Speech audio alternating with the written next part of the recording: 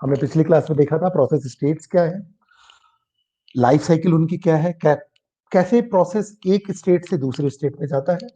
तो आज की क्लास में हम देखेंगे शेड्यूलर्स होते क्या है, स्वैपिंग क्या होता है और कॉन्टेक्स्ट स्विचिंग के बारे में बात करेंगे। ठीक है, तो सबसे पहले हम बात करते हैं बच्चे शेड्यूलर्स के बारे में। शेड्यूलर्स होते क्या है? शेड्यूलर समझने से पहले हम एक चीज को समझने की कोशिश करते हैं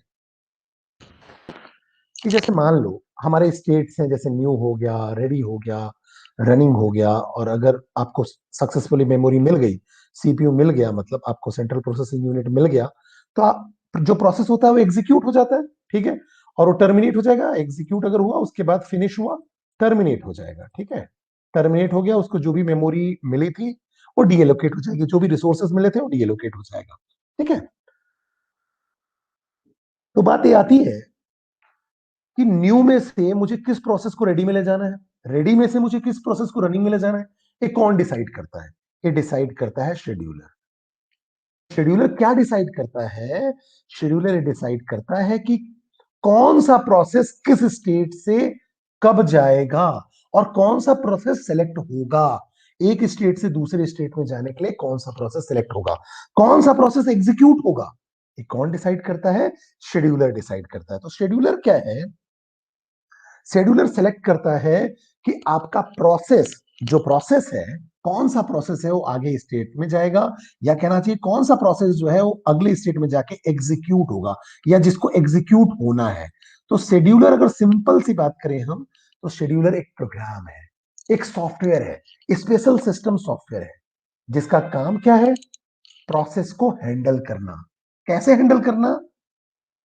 इस टर्म में हैंडल करना कि प्रोसेस को सेलेक्ट करना, सेलेक्ट करके उसको दूसरे स्टेट में पहुंचाना, या आप ऐसा कह सकते हो कि शेड्यूलर कौन से प्रोसेस को एग्जीक्यूट होना है ये डिसाइड करता है, या कौन से प्रोसेस को एक स्टेट से दूसरे स्टेट में जाना है ये डिसाइड करता है। तो शेड्यूलर क्या करता है? प्रोसेस को सेलेक्ट करने का काम करता है, और सेलेक्ट करके दूसरे स्टेट में पहुंचाने का काम करता है कि इस प्रोसेस को दूसरे स्टेट में मुझे भेजना है, या इस प्रोसेस को अभी रोकना है, इस प्रोसेस को नहीं भेजना है, या इस प्रोसेस को मेमोरी देनी है। ये सारे काम शेड्यूलर करता है। और शेड्यूलर अगर तुम सिंपल लैंग्वेज में समझे तो एक सिंपल एक प्रोग्राम है या सिस्टम सॉफ्टवेयर है। ठीक है, तो schedulers are special system software which handle process scheduling in various ways. Different ways में प्रोसेस शेड्यूलिंग को हैंडल करती है, जिससे कि आपका प्रोसेस माइग्रेट हो सके एक दूसरे क्यू से। जैसे हम बात कर रहे हैं, न्यू हो गया, या आपका रेडी हो गया, या आपका रनिंग हो गया, ये सारे हैं क्या? ये आपके क्यूज हैं। अगर आप देखो तो ये सारे के सारे शेड्यूलिंग क्यूज हैं, जिसमें आपका प्रोसेस घूमता है पूरे अपने लाइफ साइकिल में। ठीक है, so a process migrates among the various scheduling queue throughout its lifetime. The operating system must select for scheduling purposes process from these queues in some fashion. The selection process is carried out by the appropriate scheduler. Scheduler, जो appropriate scheduler होता है, वो select करता है कि अब इसको मुझे आगे वाले स्टेट में भेजना है या एग्जीक्यूट करना है। तो इसका मेन टास्क क्या है? Select the jobs or select the process to be submitted into the system and to decide which process to run. किस प्रोसेस को रन होने देना है, किस प्रोसेस को सीपीयू मिलना है। ठीक है, तो तीन टाइप के शेड्यूलर होते हैं आपके। एक होता है LTS, that is long term scheduler. Long term scheduler को हम जॉब शेड्यूलर भी कहते हैं। लॉन्ग टर्म शेड्यूलर को हम जॉब शेड्यूलर भी कहते हैं। दूसरा है शॉर्ट टर्म शेड्यूलर, इसको हम एसटीएस भी बोलते हैं। ठीक है, ये आपका सीपीयू शेड्यूलर कहलाता है। फिर एक होता है medium term scheduler, that is MTS, जिसको हम स्वैपर बोलते हैं, या स्वैपर शेड्यूलर भी बोलते हैं, या स्वैपिंग बोलते हैं, स्वैपर शेड्यूलर भी बोलते हैं इसको। ठीक है, एक एक शेड्यूलर को हम आराम से समझने की कोशिश करते हैं तो आपको क्लियर हो जाएगा। ठीक है, सबसे पहले बात अगर हम करें, सबसे पहले प्रोसेस क्या होते हैं? क्रिएट होते हैं। जैसे मान लो ढेर सारे प्रोसेस क्रिएट हुए हैं, new new create new created process है। जैसे P1 प्रोसेस है, अभी भी क्रिएट हुआ, P2 क्रिएट हुआ, P3 क्रिएट हुआ। जब आप सिस्टम चालू करते हो तो बहुत सारे जो प्रोसेस होते हैं बैकग्राउंड में चलते रहते हैं। तो हम ऐसा मान के चलते हैं कि बहुत सारे हमने क्या कहते हैं प्रोसेसेस क्रिएट किए हुए हैं, P1 से लेकर Pn तक। ठीक है, न्यूली क्रिएटेड प्रोसेस। जब प्रोसेस क्रिएट होता है वो किस स्टेट में होता है? न्यू स्टेट में होता है। ये मैंने आपको पिछली क्लास में बताया भी था। न्यू स्टेट जो होती है वो सेकेंडरी मेमोरी का पार्ट होता है, या आपका हार्ड डिस्क का पार्ट है, आप समझ लो। SM4 सेकेंडरी मेमोरी या हार्ड डिस्क का पार्ट है। तो अगर हार्ड डिस्क का पार्ट है तो इसमें स्पेस की कोई दिक्कत नहीं है। आपके पास जो कंप्यूटर है या लैपटॉप है, आप जनरल बात करो तो 1 टेराबाइट हार्ड डिस्क होती है, या 2 टेराबाइट हार्ड डिस्क का मिलेगा, या 3 टेराबाइट का होगा। तो आपके पास कोई भी स्पेस की कोई दिक्कत नहीं है सेकेंडरी मेमोरी में, या कहना चाहिए हार्ड डिस्क में कोई भी स्पेस की दिक्कत नहीं है। तो जो न्यू स्टेट होता है वो सेकेंडरी मेमोरी का पार्ट होता है या हार्ड डिस्क का पार्ट होता है। तो जितने भी प्रोसेस न्यूली क्रिएट होते हैं वो आपके कहां जाते हैं, न्यू स्टेट में होते हैं। बाय डिफॉल्ट वो न्यू स्टेट में होंगे, ठीक है। इस न्यू स्टेट को हम जॉब क्यू भी बोलते हैं, ठीक है। जॉब क्यू से होता क्या है, कुछ प्रोसेसेस को रेडी क्यू में रखा बुलाया जाता है, मतलब रेडी क्यू में ले जाया जाता है। जॉब क्यू से, ये जॉब क्यू हो गया, न्यू स्टेट क्या हुआ, जॉब क्यू। जॉब क्यू से कुछ प्रोसेसेस को रेडी क्यू में ले जाया जाता है, और रेडी क्यू जो होता है वो आपका प्राइमरी मेमोरी का पार्ट होता है, या आप कह सकते हो रैम का पार्ट होता है। PM4 प्राइमरी मेमोरी रैम का पार्ट है। तो रैम तो आपके पास आपके कंप्यूटर में लिमिटेड है। जैसे मान लो 2 GB का रैम है आपके कंप्यूटर में या लैपटॉप में, या 4 GB का है, या 8 GB का होगा, या बहुत होगा तो 16 GB का रैम होगा, ठीक है। तो भी अगर अगर आप सेकेंडरी मेमोरी के कंपैरिजन में बात करोगे तो बहुत कम है। 2 GB हो गया, 4 GB, 8 GB, 16 GB। तो जितने प्रोसेस न्यूली क्रिएटेड है उन सारे के सारे प्रोसेस को हम रेडी स्टेट में तो नहीं ला पाएंगे। क्यों? क्योंकि ये तो लिमिटेड मेमोरी है, रैम का पार्ट है। तो रेडी क्यू में कुछ ही सिलेक्टेड कुछ ही सेलेक्टेड प्रोसेसेस आ पाते हैं। जैसे P1 to Pn है, तो यहां मान लो P1 आ गया, P2 आ गया, P3 आ गया, लेकिन सारे प्रोसेस नहीं आ पाएंगे। अब यहां से प्रोसेसेस को कौन सेलेक्ट करेगा? तो यहां लॉन्ग टर्म शेड्यूलर का रोल होता है। लॉन्ग टर्म शेड्यूलर का काम क्या होता है, प्रोसेसेस को जॉब क्यू या न्यू स्टेट से उठा के, जॉब क्यू बोलते हैं या जॉब पुल बोलते हैं, जॉब क्यू बोलेंगे या जॉब पूल बोलेंगे, ठीक है। तो जॉब क्यू से या जॉब पूल से उठा के उसको रेडी स्टेट में लाना, रेडी टू रन स्टेट में लाना, जिसके बाद उसको हम रनिंग स्टेट में भेजते हैं सीपीयू के लिए, जिससे कि वो एग्जीक्यूट हो पाए। तो सिंपल सी बात मुझे ये समझ में आई कि जो लॉन्ग टर्म शेड्यूलर होता है वो क्या करता है, न्यू से कुछ प्रोसेसेस को रेडी स्टेट में लाता है लॉन्ग टर्म शेड्यूलर। क्यों? क्योंकि सारे प्रोसेस प्रोसेस जो होंगे वो रेडी स्टेट में आ नहीं पाएंगे, क्योंकि ये रैम का पार्ट है। तो इस क्यू में, जो रेडी क्यू है, इस रेडी क्यू में हमको कुछ सिलेक्टेड प्रोसेस को लाना पड़ेगा। अब कौन सा प्रोसेस आएगा, कौन सा नहीं आएगा, ये कौन डिसाइड करेगा? Long term scheduler. तो लॉन्ग टर्म शेड्यूलर का वर्क क्या है, take process from the job pool. इस जॉब पुल, या कहना चाहिए जॉब क्यू, या कहना चाहिए न्यू स्टेट से प्रोसेस को रेडी क्यू में लाना। तो ध्यान रखना, जो लॉन्ग टर्म शेड्यूलर है उसका काम जॉब पुल से रेडी क्यू में प्रोसेस को, सिलेक्टेड प्रोसेस को लाने का काम होता है। ये आपका सेकेंडरी मेमोरी का पार्ट है, ये आपका प्राइमरी मेमोरी या रैम का पार्ट है, रैम का पार्ट है, ठीक है। अब अगर आप देखो तो यहां आप हार्ड डिस्क से, या कहना चाहिए सेकेंडरी मेमोरी से प्रोसेस को ला रहे हो, इसलिए स्लो होता है, इसलिए स्लो होता है, ठीक है। लेकिन ये क्या कंट्रोल करता है, डिग्री ऑफ मल्टी प्रोग्रामिंग। ये किसको कंट्रोल करता है, डिग्री ऑफ मल्टी प्रोग्रामिंग को कंट्रोल करता है। कैसे कंट्रोल कर रहा है, आप देखो। यहां पास आपके मल्टीपल प्रोग्राम्स हैं, या आप कह लो आपके पास मल्टीपल प्रोसेस है, ठीक है। उनमें से अलाउ कर रहा है कुछ प्रोसेस को। तो ये क्या कर रहा है, कंट्रोल कर रहा है मल्टी प्रोग्रामिंग को, कि कितने मल्टीपल प्रोग्राम्स को हम यहां ला पाए, ठीक है। तो इसलिए हम इसको बोलते हैं, जो LTS का जॉब है वो किसको कंट्रोल करने का है, डिग्री ऑफ मल्टी प्रोग्रामिंग को कंट्रोल करने का। क्योंकि सारे प्रोसेस को इन नहीं करवा पाएगा रेडी क्यू में, because of the limited size. यहां साइज की दिक्कत नहीं है, यहां दिक्कत है, यहां कैपेसिटी की दिक्कत है, बिकॉज ये रैम का पार्ट है, ये जो क्यू है वो रैम का पार्ट है। तो लॉन्ग टर्म शेड्यूलर का काम जॉब पूल से प्रोसेस को लाना, ठीक है। स्पीड कम होगी, कंट्रोल किसको करेगा, डिग्री ऑफ मल्टी प्रोग्रामिंग को। दूसरी बात करते हैं बच्चे। अब हमारे पास मान लो यहां P1 से लेकर Pn तक प्रोसेस थे। इसमें से P1, P2, P7, P3 और P4 प्रोसेस आ गए आपके रेडी क्यू में, ठीक है। यहां से रेडी क्यू में आ गए। अब रेडी क्यू से अब आपको भेजना कहाँ है, रनिंग स्टेट में, ठीक है।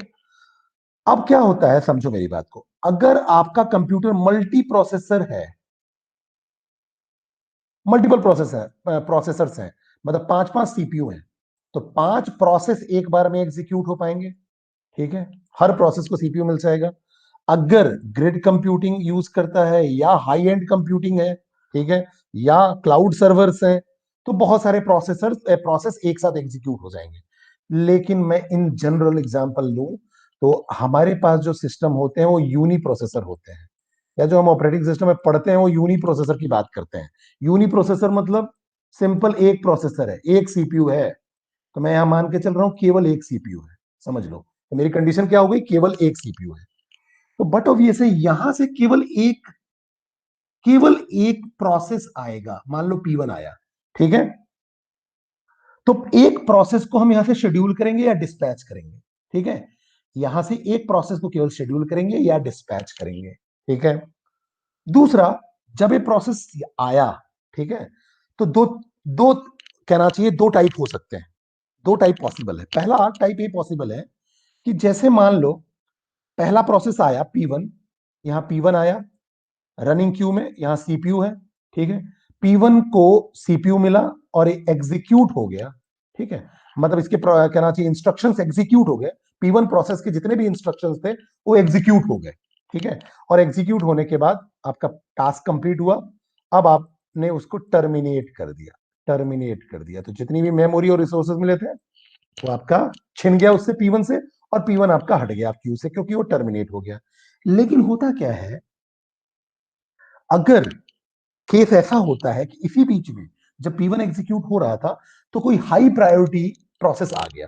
हाई प्रायोरिटी प्रोसेस को मैं मान लेता हूं HPP, high priority, HP for high priority और P फॉर प्रोसेस। तो हाई प्रायोरिटी कोई प्रोसेस आया, वो बोला कि मैं भाई हाई प्रायोरिटी प्रोसेस हूं, या मैं कर्नल प्रोसेस हूं, या मैं सिस्टम सॉफ्टवेयर सिस्टम प्रोसेस हूं, जिसको आपको एग्जीक्यूट करना ही करना पड़ेगा, मुझे तो सीपीयू चाहिए ही चाहिए। तो उस केस में क्या करेगा, यहां से P1 को बीच में ही टर्मिनेट कर दिया जाएगा और P1 को रेडी स्टेट में भेज दिया जाएगा, ठीक है। अब P1 के जितने इंस्ट्रक्शन एग्जीक्यूट हुए हुए, और बाकी बाद में होंगे, जब उसको फिर से सीपीयू मिलेगा तब एग्जीक्यूट होगा। क्यों, क्योंकि हाई प्रायोरिटी वाले को मौका मिल गया। तो अब हाई प्रायोरिटी वाला जो प्रोसेस होगा इन हो गया। अब मेमोरी किसको मिली, HPP को, ठीक है। या ऐसा हो सकता है कि आपका मल्टीटास्किंग ऑपरेटिंग सिस्टम है। तो मल्टीटास्किंग में होता क्या है, टाइम स्लाइस होते हैं, टाइम क्वांटम्स होते हैं। टाइम क्वांटम मतलब हर प्रोसेस को टाइम 2 सेकंड का मिलेगा, सपोज दैट, ठीक है। तो पहले P1 प्रोसेस को 2 सेकंड का टाइम मिला, अगर वो पूरा एग्जीक्यूट हुआ तो टर्मिनेट हो जाएगा। नहीं हो पाया तो क्या होगा, यहां से चला जाएगा रेडी में। अब फिर से वेट करेगा अपने चांस का। फिर दूसरा P2 आया, P2 को क्या हुआ, 2 सेकंड का मिला, अगर एग्जीक्यूट हुआ तो ठीक है, नहीं तो फिर से रेडी में चला जाएगा, ठीक है। तो अब ये क्या हो रहा है, टाइम क्वांटम के चलते पूरा का पूरा एग्जीक्यूट नहीं हो रहा है, तो फिर कहां चला जा रहा है, रेडी में चला जा रहा है। या अगर हाई प्रायोरिटी प्रोसेस आ गया तो इसको हम क्या करेंगे, रेडी में भेज देंगे। जो प्रोसेस पुराना होगा उसको रेडी में भेज देंगे, और हाई प्रायोरिटी वाले को इन कर लेंगे और उसको सीपीयू दे देंगे। ये सारी मैकेनिज्म कौन हैंडल करेगा, शॉर्ट टर्म शेड्यूलर हैंडल करेगा, कि किस प्रोसेस को सीपीयू देनी है, किससे छीननी है, किसको सीपीयू देना है, और जिसको मिला हुआ है उसको किससे छीनना है। ये सारा कौन हैंडल कर रहा है, शॉर्ट टर्म शेड्यूलर हैंडल कर रहा है। तो शॉर्ट टर्म शेड्यूलर अगर आप देखोगे तो प्रोसेस को रेडी से रनिंग में पहुंचाने का काम करता है, और रनिंग से रेडी में पहुंचाने का काम करता है। मतलब रेडी से रनिंग और रनिंग से रेडी। मतलब अगर कोई हाई प्रायोरिटी प्रोसेस आ गया तो जो रनिंग में था उसको छीन लेगा, उसकी सीपीयू छीन जाएगी, रेडी में पहुंचा देगा, और हाई प्रायोरिटी वाले को फिर से रनिंग में दे देगा।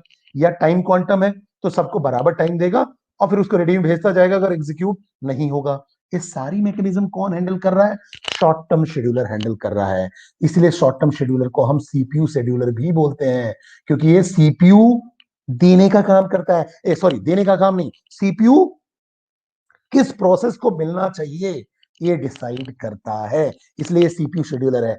और चूंकि सीपीयू शेड्यूलर जो है, ये जो कहना चाहिए रनिंग जो स्टेट है, वो आपका मेमोरी का पार्ट होता है, या कहना चाहिए रैम का पार्ट होता है, या कहना चाहिए प्राइमरी मेमोरी का ही पार्ट होता है। जैसे रेडी भी आपका प्राइमरी मेमोरी का पार्ट है, रैम का पार्ट है, ठीक है, रैम का पार्ट है। रनिंग स्टेट भी आपका रैम का पार्ट है, ठीक है। तो अब ये तो एक ही सीपीयू है, तो एक बार में एक ही प्रोसेसिंग होगा।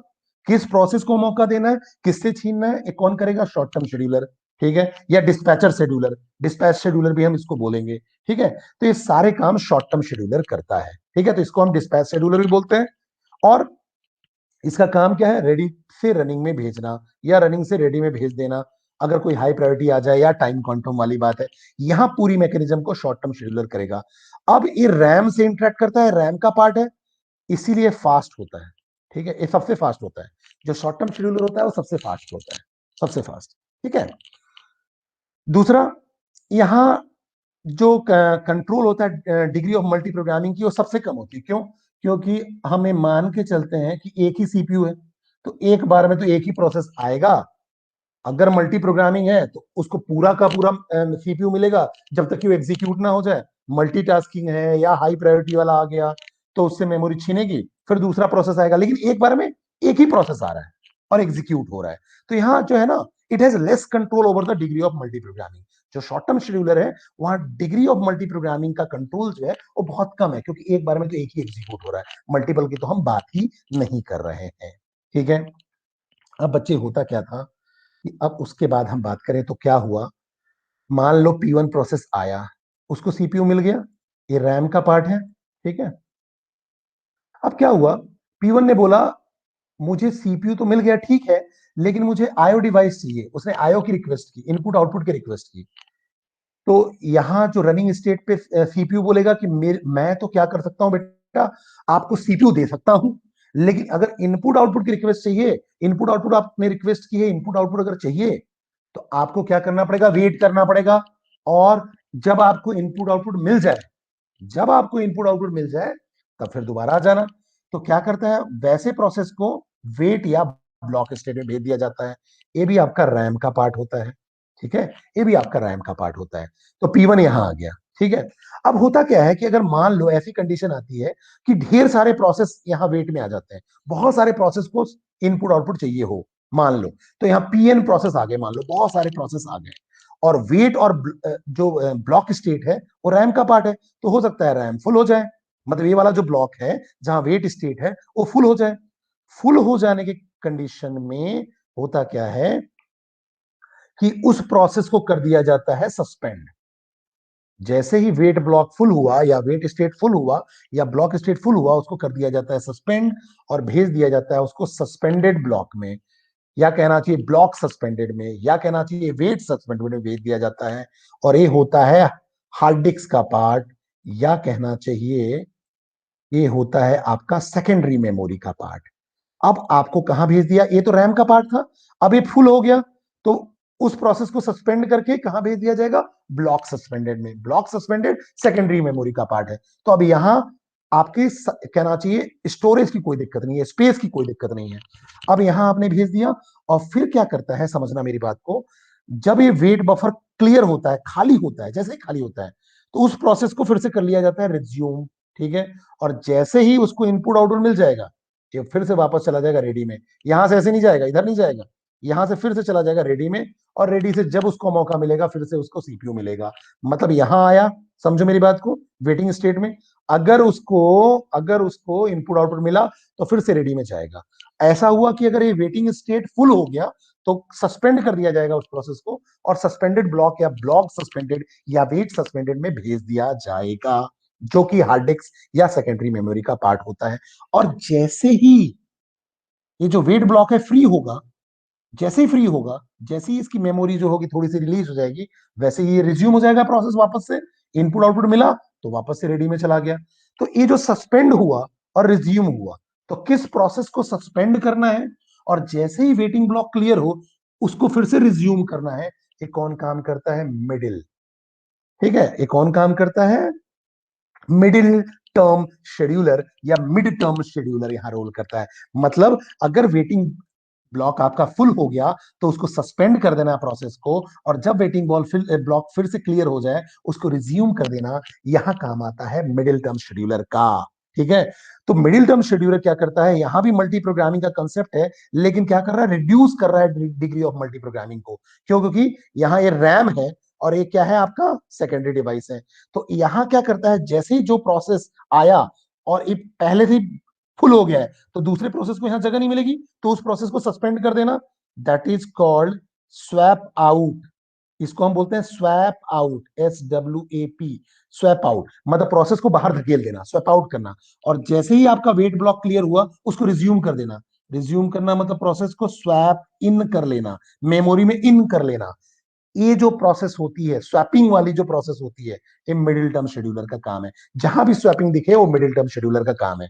अब मान लो ऐसा हुआ कि जो वेटिंग है, वेटिंग ब्लॉक है, वो आपका बहुत देर तक खाली नहीं हुआ, मतलब प्रोसेस बार बार रिज्यूम होने की कोशिश कर रहा है लेकिन वेटिंग ब्लॉक खाली नहीं हो रहा है, तो ब्लॉक सस्पेंडेड से उस प्रोसेस को कर दिया जाता है सस्पेंडेड रेडी में भेज दिया जाता है।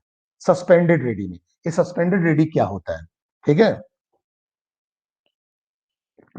मतलब हुआ क्या कि ब्लॉक सस्पेंडेड में जो प्रोसेस था वो बार बार रिज्यूम होने की कोशिश किया लेकिन हो नहीं पाया, तो कहां चला जाएगा, सस्पेंडेड रेडी में। अब ये सस्पेंडेड रेडी क्या है समझना।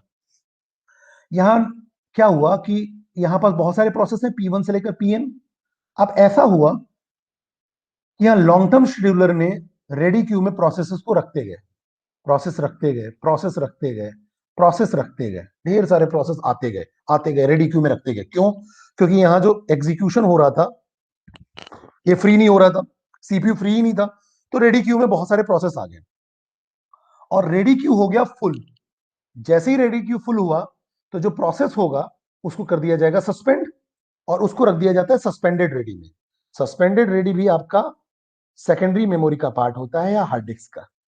मतलब जैसे ही आपका रेडी क्यू फुल हुआ उसको भेज दिया जाएगा सस्पेंडेड रेडी में, मतलब सस्पेंड कर दिया जाएगा। सस्पेंड कर दिया गया मतलब स्वैप आउट कर दिया गया रेडी क्यू से, मेमोरी से स्वैप आउट कर दिया गया, ठीक है। और जब जैसे ही रेडी क्यू थोड़ा सा फ्री होगा फिर से रिज्यूम कर दिया जाएगा, तो इसका मतलब स्वैप इन कर दिया गया।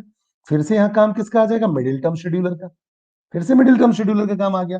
क्यों? क्योंकि स्वैप आउट स्वैप इन का काम हो रहा है, तो मिडिल टर्म शेड्यूलर का काम आ जाएगा। जहां भी स्वैप आउट स्वैप इन की बात होगी तो मिडिल टर्म शेड्यूलर का काम हो जाएगा। तो ये सारे थे long term scheduler, short term scheduler, middle term scheduler और मिडिल टर्म शेड्यूलर। ये ऐसे ऐसे आपके अचीव हो सकते हैं। अब दो तरीके से आप देखो, कंप्यूटेशन को दो तरीके से आप समझ सकते हो। एक होता है कंप्यूटेशन में CPU bound process, CPU bound process. एक होता है input output bound process. CPU bound process का मतलब ये हुआ कि जिसमें मैक्सिमम काम कंप्यूटेशन का है, मैक्सिमम कंप्यूटेशन का काम है और इनपुट आउटपुट की रिक्वेस्ट बहुत कम आ रही है, बहुत कम आ रही है। तो इनपुट आउटपुट रिसोर्सेज की जो रिक्वेस्ट है वो बहुत कम आ रही है, बहुत कम, नेग्लिजिबल। लेकिन कंप्यूटेशन बहुत हो रहा है, मतलब रनिंग स्टेट में ज्यादा रिक्वायरमेंट है, सीपीयू की रिक्वायरमेंट ज्यादा है, ठीक है। तो बहुत सारे प्रोसेस वेट करते रहेंगे क्योंकि सीपीयू तो एक ही है, ठीक है। और दूसरा केस ही मानो input output bound. Input output bound में ये होगा कि आपका कंप्यूटेशन का काम कम होगा, मतलब सीपीयू का काम कम होगा और इनपुट आउटपुट की रिक्वेस्ट ज्यादा जा रही है, तो सीपीयू खाली रहेगा, हर आदमी इनपुट आउटपुट की रिक्वेस्ट करेगा, तो दूसरी जगह वेटिंग बफर जो होगा वो फुल होगा। तो हमें करना क्या चाहिए, इनको बैलेंस करना चाहिए जिससे कि सीपीयू बाउंड और इनपुट आउटपुट बाउंड दोनों ही बैलेंस हो, मतलब सीपीयू का भी यूज हो पाए और इनपुट आउटपुट का भी यूज हो पाए। इस तरीके से हमको प्रोसेस को सेलेक्ट करना चाहिए। तो इसीलिए शेड्यूलर का रोल आता है कि इस तरीके से प्रोसेस शेड्यूल हो कि सीपीयू बाउंड और इनपुट आउटपुट बाउंड बैलेंस तरीके से हो। तो ये आपका था लॉन्ग टर्म, शॉर्ट टर्म और मिडिल टर्म शेड्यूलर। अब हमको सारी चीजें समझ में आ गई कि लॉन्ग टर्म शेड्यूलर और शॉर्ट टर्म शेड्यूलर में अंतर क्या है। जैसे कि हमने देखा, जॉब पूल से रेडी क्यू में लाने का काम लॉन्ग टर्म शेड्यूलर का और रेडी क्यू से सीपीयू दिलवाने का काम शॉर्ट टर्म शेड्यूलर का। और मिडिल टर्म शेड्यूलर स्वैपिंग और स्वैप आउट का काम करते हैं। तो सिंपल सी बात है, swapping is a mechanism in which a process can be swapped oblique moved temporarily out of memory to a backing store and then brought back into memory for continued execution। ये मैंने आपको बताया medium term scheduler वाला, जिसमें आप क्या कर रहे थे, स्वैप आउट कर रहे थे। स्वैप आउट का मतलब प्रोसेस को कर दो सस्पेंड और उसको कहां भेज दो, सेकेंडरी मेमोरी में, ठीक है। अगर वो वेटिंग से गया तो सेकेंड वो आपका सस्पेंडेड वेट होगा, रेडी से गया तो सस्पेंडेड रेडी होगा, तो सेकेंडरी मेमोरी में भेज दो, ठीक है।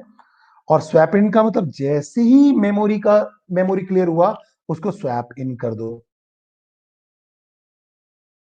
मीडियम टर्म शेड्यूलर हैंडल करता है। अगर आप डिफरेंसेस देखो तो लॉन्ग टर्म शेड्यूलर जो है वो आपका सिंपल सी बात है जॉब शेड्यूलर है। शॉर्ट टर्म सीपीयू शेड्यूलर है, मीडियम टर्म स्वैपिंग शेड्यूलर है, ठीक है। लॉन्ग टर्म शेड्यूलर क्या करता है, प्रोसेस को जॉब पूल से लेके आता है। Short term scheduler ready state से रनिंग स्टेट में ले जाता है। और मीडियम स्टेट शेड्यूलर क्या करता है, it take process from running और वेट ऑब्लिक डेड स्टेट, ठीक है, वेट स्टेट से या रेडी स्टेट से लेके आता है, ठीक है, अगर वो फुल हो जाए तो। लॉन्ग टर्म शेड्यूलर सबसे स्लो होता है क्योंकि ये सेकेंडरी मेमोरी से प्रोसेस को लेके आता है। शॉर्ट टर्म शेड्यूलर फास्टर होता है क्योंकि ये रैम से ही रैम में इंटरेक्शन करता है, रैम से सीपीयू में काम करता है, सबसे फास्टर होता है क्योंकि यहां फ्रिक्वेंटली काम करना पड़ता है। सीपीयू शेड्यूलर फ्रिक्वेंटली, क्योंकि सीपीयू आपका आइडियल ना रहे, तो ये सबसे फास्ट होता है। Medium term scheduler long term scheduler से फास्ट होता है, लेकिन शॉर्ट टर्म शेड्यूलर से स्लो होता है। तो it speed is in between long term and short term. फिर ये मल्टी प्रोग्रामिंग को कंट्रोल करता है, बट ऑब्वियस है कि मल्टीपल प्रोग्राम को लाएगा। शॉर्ट टर्म शेड्यूलर को मल्टी प्रोग्रामिंग से कोई मतलब नहीं है। क्यों? क्योंकि वहां तो एक ही सीपीयू है मान लो, तो एक ही प्रोसेस एग्जीक्यूट होगा ना, तो हम कुछ बोल ही नहीं सकते। तो it has less control over the degree of multi programming. और मीडियम टाइप शेड्यूलर क्या करता है, हार्ड डिस्क में भेज देता है, स्वैप आउट और स्वैप इन करता है। तो ये क्या करता है, डिग्री ऑफ मल्टी प्रोग्रामिंग को रिड्यूस करता है। बात करते हैं बच्चे कॉन्टेक्स्ट स्विचिंग के बारे में। कॉन्टेक्स्ट स्विचिंग का सिंपल सा मतलब ये हुआ कि किस प्रोसेस को सीपीयू मिला, किस प्रोसेस को नहीं मिला। अब एक बार एक प्रोसेस को सीपीयू मिला तो उतने टाइम तक वो क्या करेगा, इंस्ट्रक्शंस को एग्जीक्यूट करेगा और फिर अपनी बारी का वेट करेगा जब तक कि दूसरा दूसरा वाला एग्जीक्यूट ना हो जाए या दूसरे वाले को इंटरप्ट ना आ जाए। जैसे ही दूसरे वाले को इंटरप्ट आएगा फिर से पहले वाले को मेमोरी मिल जाएगी। तो कॉन्टेक्स्ट स्विचिंग मतलब एक प्रोसेस से दूसरे प्रोसेस पे सीपीयू का जाना। तो कॉन्टेक्स्ट स्विचिंग को हम इसलिए सीपीयू स्विचिंग भी कहते हैं। जैसे पहले वाले को मेमोरी मिली, अब उसको छिन गई, फिर दूसरे वाले को मिल गई, ठीक है। तो switching the CPU to another process requires saving the state of the old process, ठीक है। जैसे कि बार बार एक ही को मौका ना मिले, हर को मौका मिलता रहे और सबको लगे कि मुझे भी मेमोरी मिल रहा है, मुझे भी सीपीयू मिल रहा है, ठीक है। तो switching the CPU to another process requires saving the state of the old process. और उसका जो ओल्ड प्रोसेस था उसके स्टेट को सेव कर देना कि हाँ इतना एग्जीक्यूट हो चुका है और अब इसका स्टेट चेंज हो गया, पहले रनिंग में था अब रेडी में चला गया। And loading the saved state for the new process, और नए वाले को फिर नया स्टेट दे देना। This task is known as context switching. मतलब अगर हम समझें तो न्यू है, रेडी है और रनिंग है मान लो, ठीक है। अब P1 को रनिंग मिला, दूसरा प्रोसेस हाई प्रायोरिटी प्रोसेस आ गया, तो P1 को रेडी में भेज देंगे और हाई प्रायोरिटी प्रोसेस मान लो HPP है, इसको मेमोरी मिल जाना। तो ये क्या हो गया, कॉन्टेक्स्ट स्विचिंग। फिर P1 को मौका मिलना, ये भी कॉन्टेक्स्ट स्विचिंग है, ठीक है। The context of a process is required in the process control block. और बट ऑब्वियस है कि जो भी प्रोसेस होगा उसको हम रिप्रेजेंट किससे करेंगे, पीसीबी से, ठीक है। पीसीबी में ही उसकी सारी इंफॉर्मेशन होगी। तो एक जब कहना चाहिए प्रोसेस कॉन्टेक्स्ट स्विचिंग करेगा तो उसका ओल्ड स्टेट भी हमें स्टोर करना पड़ेगा और साथ में नए वाले का अपडेट भी करना पड़ेगा जिसको आप शेड्यूल करने वाले हो, ठीक है। तो कॉन्टेक्स्ट स्विचिंग को हम सिंपल सी बात करें तो context switch time is pure overhead because the system does not useful work while switching, ठीक है। It speed varies from machine to machine, speed भी वेरी करेगी मशीन टू मशीन पे और डिपेंड करेगा कि मेमोरी की स्पीड कैसी है, ठीक है। इसको अगर हम समझना चाहें तो समझने का तरीका जो है हम इस डायग्राम से समझ सकते हैं। तो कॉन्टेक्स्ट स्विचिंग मतलब सीपीयू स्विचिंग, समझो इसमें इस डायग्राम से अगर अपन समझने की कोशिश करें तो हम समझने की कोशिश करते हैं। जैसे कि देखो इनिशियली हमारे पास प्रोसेस कौन सा है, P1 प्रोसेस है, ठीक है। और वो क्या हो रहा है, एग्जीक्यूट हो रहा है, मतलब इस P1 प्रोसेस को सीपीयू मिला हुआ है, रनिंग स्टेट पे है। मतलब हम ऐसा समझते हैं कि इस P1 को सीपीयू मिला हुआ है या रनिंग स्टेट पे है, ठीक है। दूसरा प्रोसेस P2 है, देखो प्रोसेस P2 जो सीधी सी बात है रेडी स्टेट में है, जो वेट कर रहा है कि मुझे जब सीपीयू मिले तो मैं रनिंग स्टेट में आ जाऊं, ठीक है। अब हुआ क्या, जब एग्जीक्यूट हो रहा था प्रोसेस P1 तो कुछ इसके इंस्ट्रक्शन एग्जीक्यूट हो गए, उसी बीच में इंटरप्ट आ गया या सिस्टम कॉल आ गया, ठीक है। तो इस P1 को हम सेव कर देंगे उसके स्टेट को पीसीबी 1 में। क्यों? क्योंकि P1 की पूरी इंफॉर्मेशन पीसीबी 1 में है, प्रोसेस कंट्रोल ब्लॉक 1 में, और P2 की हम मान के चल रहे हैं प्रोसेस कंट्रोल 2 में है, ठीक है। तो जैसे ही इंटरप्ट आया इसका एग्जीक्यूशन रुक गया प्रोसेस P1 का, और इसके स्टेट को हमने पीसीबी 1 प्रोसेस कंट्रोल ब्लॉक 1 में स्टोर कर दिए। अब जो पीसीबी 2 में प्रोसेस P2 पड़ा हुआ था, या कहना चाहिए प्रोसेस P2 जो है वो पीसीबी 2 में उसकी सारी इंफॉर्मेशन है। अब पीसीबी 2 को हम रिलोड करेंगे, ठीक है। तो प्रोसेस अब पीसीबी 2 को हम रिलोड करेंगे और उसको हम रनिंग स्टेट में ले आएंगे। क्यों? क्योंकि अब सीपीयू हमारा खाली हो गया। तो यहां हो क्या रहा है, अगर हम P1 की बात करें पहले, तो सबसे पहले P1 रन हो रहा था। उस समय प्रोसेस P2 जो था और आपका रेडी स्टेट में था, इसको सीपीयू मिला हुआ था, ठीक है। जैसे ही इंटरप्ट आया, इसका जो P1 का स्टेट था वो पीसीबी 1 में अपडेट हो गया, स्टेट सेव हो गया। अब P2 जो पीसीबी 2 में उसकी पूरी डिटेल है, वो क्या करेंगे, उसको हम रिलोड कर देंगे, ठीक है। रिलोड किया जैसे ही, तो जैसे ही रिलोड किया, तो अब ये क्या होगा, इसको सीपीयू मिल गया तो एग्जीक्यूट होने लगा। ये आपका एग्जीक्यूट होने लगा, देखो, ठीक है।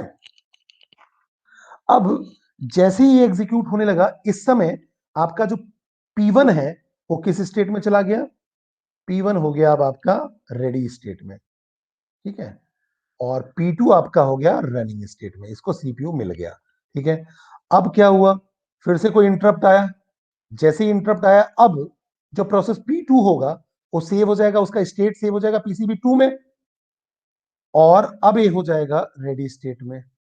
अब सीपीयू हो गया खाली। जैसे ही सीपीयू खाली हुआ, तो अब देखेगा कि पीसीबी 1 जो आपका रेडी में था उसको इन करेगा, ठीक है। उसको सीपीयू मिलेगा, तो उसका स्टेट रीलोड होगा, उसका स्टेट रीलोड होगा, कि फिर से रीलोड मतलब आप रनिंग में थे फिर से रनिंग करो, तो फिर एग्जीक्यूट हो गया। अब फिर से मान लो इंटरप्ट आ जाएगा, तो फिर से क्या होगा, अगर पीसीबी 2 पूरे तरह से एग्जीक्यूट नहीं हुआ है, तो पीसीबी 2 आके फिर से रीलोड होगा और पीसीबी 1 का स्टेट सेव हो जाएगा। इसी को हम बोलते हैं कॉन्टेक्स्ट स्विचिंग। मतलब हो क्या रहा है, firstly the context of the process P1, the process P1 present in the running stack will be saved in the process control block of process P1. This is PCB1. Then क्या हो रहा है, you have to move the PCB1 to the relevant queue, ready queue, input output queue, waiting queue, किसी में भी भेज दो जब उसका इंटरप्ट आया। तो अब रेडी स्टेट से आपने P2 को लाया, ठीक है, उसको रीलोड किया, रीलोड करके उसको आपने सीपीयू दे दिया और वो एग्जीक्यूट होने लगा। फिर इंटरप्ट आएगा, तो आप क्या करोगे, पीसीबी 2 को फिर से सेव कर दोगे, ठीक है। उसके स्टेट को सेव कर दोगे, आइदर वो रेडी में चला जाए, इनपुट आउटपुट के लिए वेट करेगा, या वेटिंग क्यू में हो, जो भी स्टेट हो। इंटरप्ट जिसके चलते आया हो, कि हाँ मुझे आयो रिक्वेस्ट चाहिए, आयो का रिक्वेस्ट का इंटरप्ट हो सकता है, या कोई हायर प्रायोरिटी आ गया। अब जैसे ही पीसीबी 2 रुका, रेडी में गया या इनपुट आउटपुट में या वेटिंग में गया, तो सीपीयू खाली हुआ, तो पीसीबी 2 को रिलोड कर दो। जैसे ही रिलोड हुआ वो एग्जीक्यूट होने लगेगा। ये तो देखो यहाँ हो क्या रहा है, कॉन्टेक्स्ट स्विचिंग हो रही है। सीपीयू एक बार एक को मिल रहा है, फिर कभी फिर से दोबारा दूसरे को मिल जा रहा है, फिर से पहले वाले को मिल जा रहा है। ये क्या हो रही है, कॉन्टेक्स्ट स्विचिंग हो रही है। मतलब सीपीयू आपका बैठा हुआ नहीं है, मैक्सिमम यूटिलाइजेशन हो रहा है। तो कॉन्टेक्स्ट स्विचिंग में आप मैक्सिमम सीपीयू का यूटिलाइजेशन को ही समझने की कोशिश करते हैं। This is called context switching.